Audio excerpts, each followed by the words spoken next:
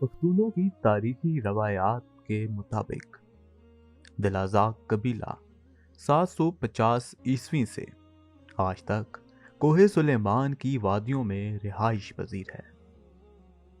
تاریخی حوالوں کے مطابق دلازاق قبیلہ پختونوں کے کرلانی کی نسل سے ہے۔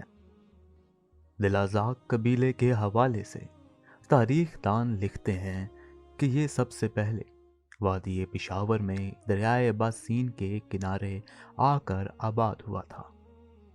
یہ ہندو بادشاہوں کے دور حکومت میں یہاں آ کر ان علاقوں پر قابض ہوا تھا۔ جب سلطان محمود غزنوی نے 997 میں ہندوستان پر حملے شروع کیے تو دلازاق قبائل نے باقاعدہ طور پر ان کی مدد کی۔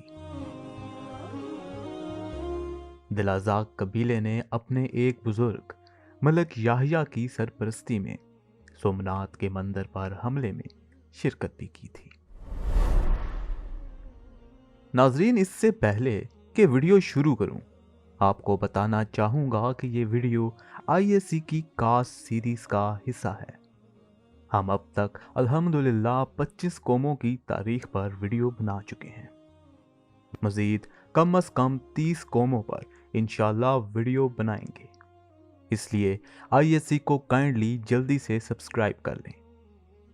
ہمارا مشن ہے کہ پاکستان، افغانستان اور بھارت کی تمام بڑی قوتوں یا قبیلوں پر ویڈیوز بنائیں۔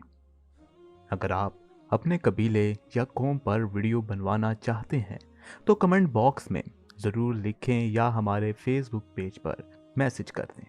شکریہ۔ تو واپس آتے ہیں پھر سے دلازاق قبیلے کی تاریخ پر۔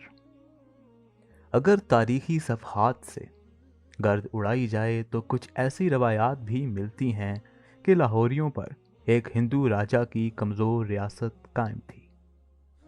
دلازاق قبائل نے ان کی کمزوری کا فائدہ اٹھایا، خیبر کے تاریخی درے سے ہوتے ہوئے پشاور پر حملہ آور ہوئے اور اپنے زور بازو پر یہاں آ کر آباد ہو گئے۔ اس علاقے کو اس زمانے میں بگرام کہا جاتا تھا۔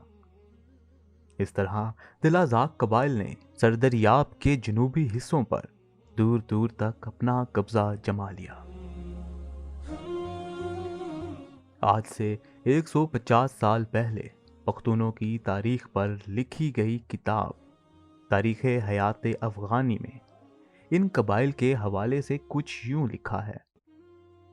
آغاز میں یہ قبیلہ افغانستان کے مشرقی علاقے میں آ کر آباد ہوا۔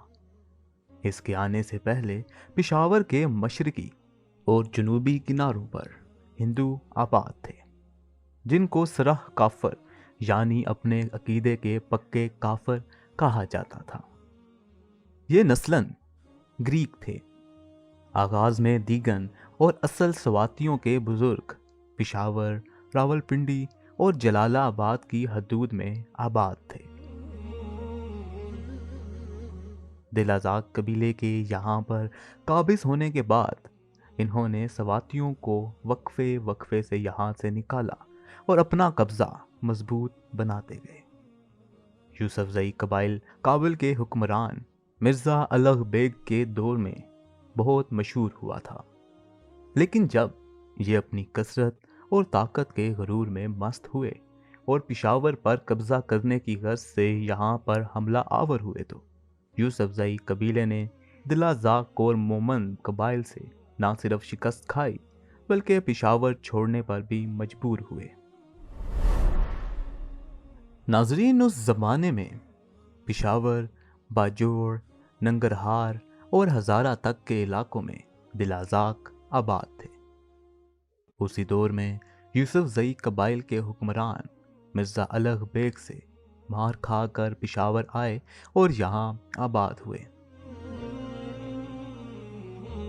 یوسف زئی قبیلے کے ایک بزرگ نے دلازاقوں سے یہاں آباد ہونے کے لیے ایک علاقہ مانگا، جس پر انہوں نے دوابے کا علاقہ یوسف زئیوں کے نام کر دیا۔ دوابہ میں آباد ہونے کے کچھ عرصہ بعد یوسف زئیوں نے دلازاقوں سے کہا ان کے لیے یہ زمین ناکافی ہے انہیں آباد ہونے کے لیے کچھ اور علاقہ درکار ہے۔ دوبارہ درخواست کرنے پر یوسف زئی قبیلے کو دانشکول، عنبر اور باجوڑ کے علاقے حوالے کیے گئے۔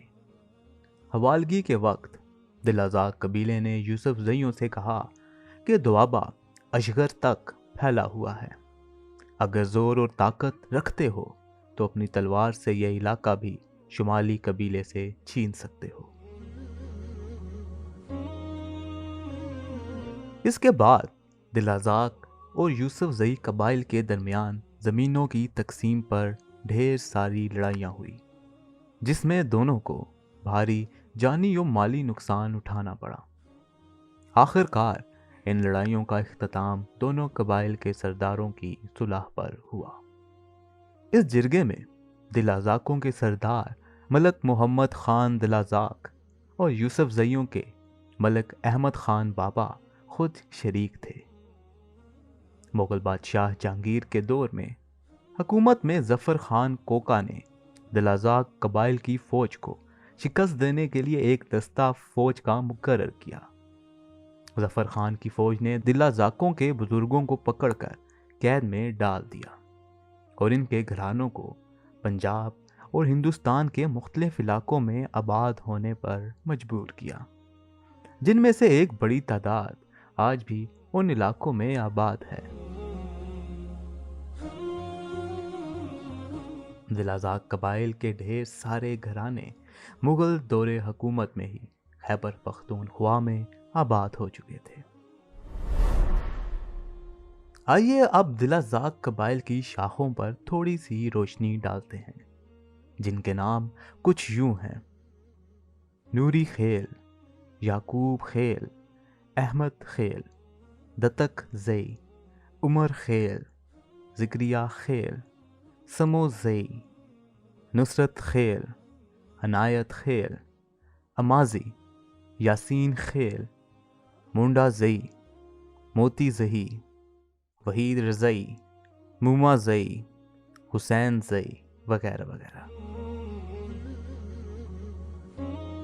دل آزاق پختونخوا میں چارسدہ، مردان، سوات، بنیر، مانسہرہ، شب قدر، چکدرہ، باجوڑ، پشاور، حسن ابدال، ٹیکسلا، راول پنڈی، ہری پور، چچ، ہزارہ، اٹک اور ایبٹ آباد میں بھی آباد ہیں۔ ہری پور کے علاقے کے دل آزاق گاؤں اور مختلف بانڈا جات جیسے سرائے صالح، شاہ محمد، مراد آباد، شاہ مقصود، اخون بانڈے اور چمبا میں آباد ہیں۔ اس طرح ہندوستان میں دل آزاق اتر پردیش، دایالت، میرٹھ اور ولسوالی ڈسٹرکٹ میں پائے جاتے ہیں، جن میں بعض قبائل اب بھی پشتو بولتے ہیں۔ ہندوستان میں دل آزاق قبائل کے حوالے سے ہمیں یہ تاریخی معلومات وہاں کے بزرگ شخصیات کی مدد سے ملتی ہے۔ ان بزرگوں میں ایک محمد عباس خان دل آزاق، جو مغل دور میں اپنی 5000 فوج کے ساتھ ہندوستان آئے تھے۔ انہوں نے مغل بادشاہ کا قرب حاصل کر کے شاہی منصب پایا تھا۔ ہندوستان کی دوسری مشہور شخصیت جس نے پختون قبیلہ دل آزاق کے حوالے سے ہمیں معلومات فراہم کی ہیں، وہ محمد خان ہیں۔ موصوف کو بادشاہ کے دربار سے اڑیسہ کی ذمہ داری دی گئی تھی، جس میں ہوکلی، بنگاپور اور بہار تک کا علاقہ آپ کی راجدھانی میں شامل تھا۔ محمد خان کا ہندوستان میں ہوگلی میں بسیرا تھا۔ اس نے ایک قومی لڑائی میں شہادت پائی۔ شاہ جہان پور کے شہید باغ میں ان کا مزار ہے۔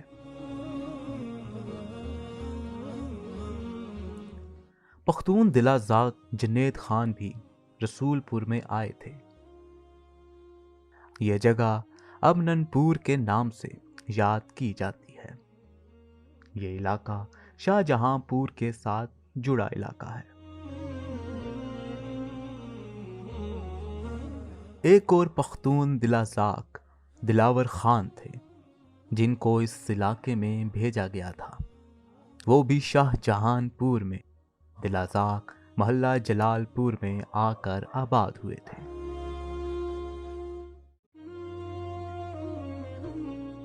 مغل بادشاہ اورنگزیب کے دور میں بھی اس کی فوج میں مصری خان، عنایت خان اور نہر خان نامی مشہور پختون دلازاق شامل تھے۔ ان کے علاوہ ہندوستان کے بنگال، اتر پردیش، پنجاب کے جلندھر اور راجستھان کے حصوں میں بھی پختون دلازاق آباد ہیں۔ دلازاق قبائل کی ایک مشہور بہادر خاتون شاہ برئی تھی جو عبد الرحمن عمر خیل دلازاق کی بیٹی تھی۔ اس کی جرت اور بہادری کے قصے اور کہانیاں پشتون لوک ادب میں بہت مشہور ہیں۔ تو ناظرین، یہ تھی دلازاق قوم کی تاریخ۔ اس کے ساتھ آج کی ویڈیو کا اختتام کرتا ہوں۔ ISC کی کاسٹ سیریز ابھی بھی جاری ہے اور ہمارا مشن ہے کہ پاکستان، افغانستان اور بھارت کی تمام بڑی قوتوں یا قبیلوں کی تاریخ پر ویڈیوز بنائیں۔ اگر آپ اپنے قبیلے یا قوم پر ویڈیو بنوانا چاہتے ہیں تو کمنٹ باکس میں ضرور لکھیں یا پھر ISC کے فیس بک پیج پر میسج کر دیں۔ کمنٹ باکس میں یہ بھی بتائیے گا کہ یہ ویڈیو آپ کو کیسی لگی، اور پلیز ایک دوسرے کو گالی مت دیں بلکہ دلیل کا استعمال کریں۔ اس سے آپ کی صحت پر اچھا اثر پڑے گا۔ شکریہ۔ ملتے ہیں آپ سے اگلی ویڈیو میں، تب تک خدا حافظ۔